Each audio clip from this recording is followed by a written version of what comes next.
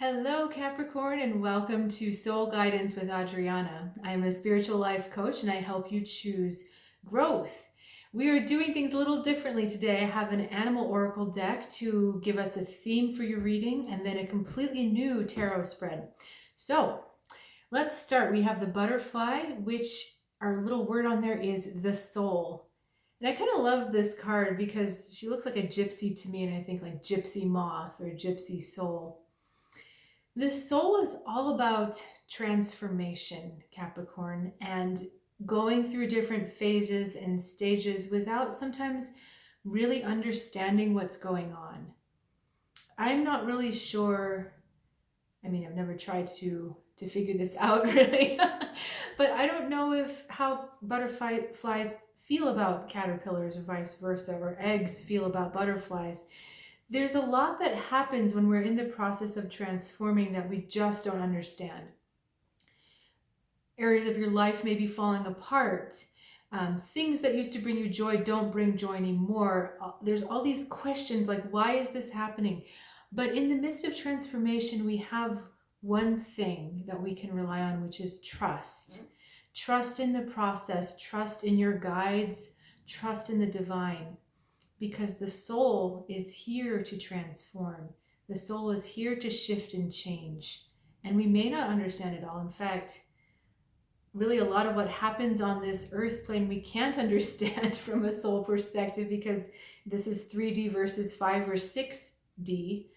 But we can trust. We can know that we're on the right path no matter what is happening.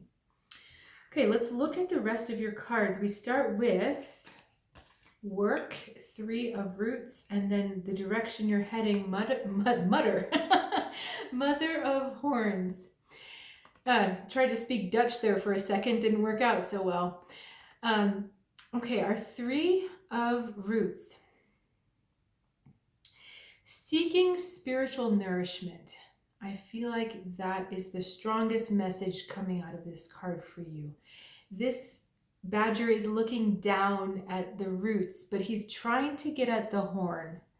And the horn is our symbol of spiritual nourishment, of emotional fulfillment. And he's trying to get there through this very hard work. And he's headed for it. We've got the Mother of Horns next, so he does get the blessing that he's seeking. But this is also a message of kind of relax. You're working very hard. You're trying so hard to get at the truth. You're trying so hard to reach the goal. And you've got your head down.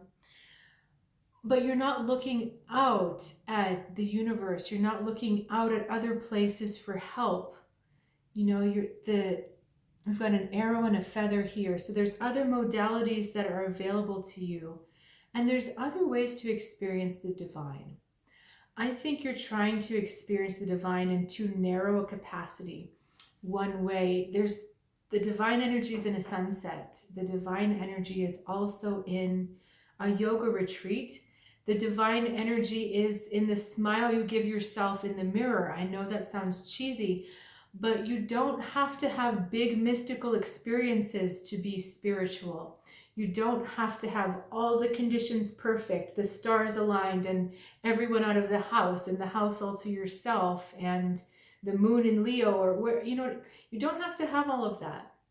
There are easier ways to connect with spirituality and with the divine, and quicker, that you can do, as you're driving people to where they need to go, or as you're working and you need a break. We're looking at trying to find gratitude in every moment that you can. Every single situation, no matter if it's good or bad, finding gratitude in it, finding some element to be grateful for. And that is the hardest but most rewarding spiritual work, especially when you're doing these things in the face of what you don't understand, or if you're doing this in the face of suffering or in a situation that feels terrible. If you can find something to be grateful about, if you can really get your energy up to sincerely feeling grateful, then that's a spiritual experience. And the benefits of this is that the more you connect with gratitude, the more aligned the more aligned you get with your desires, and the more the universe can bestow its blessings, the Mother of Horns, upon you. So as you're seeking, it's already coming to you. What you're looking for is already coming to you. And maybe that's the biggest message to take away from this. What you're looking for is already looking for you. Let's look at significant energy coming in. Daughter of Roots looks like a new skill that you'll be learning. More knowledge coming in to add to what you already know. Really interesting parallel here with the two trees. With the leaves, that's really interesting, isn't it? So we're looking at adding to a knowledge base, making something even bigger. And I want to jump ahead to your healing message so we understand where this was going. 4 of Roots, preservation. So a lot of Roots cards, Capricorn. So as you're working hard, make sure that you are taking care of yourself. But this 4 of Roots card is interesting to me because it also is talking about building walls around yourself. When you're not understanding what's going on, the last thing you're wanting to do is show people that vulnerability. That's why we've got this armadillo, armored man, a little armored man, the armadillo. So the last thing you're wanting to do is show that vulnerability, show that I don't get this, I don't understand what's going on, I can't figure this out. But remember, our message was the soul. Transform. This is hard for the human mind. This is hard for the ego, especially when we have a certain self that we're trying to uphold for others and responsibilities that we're trying to do. But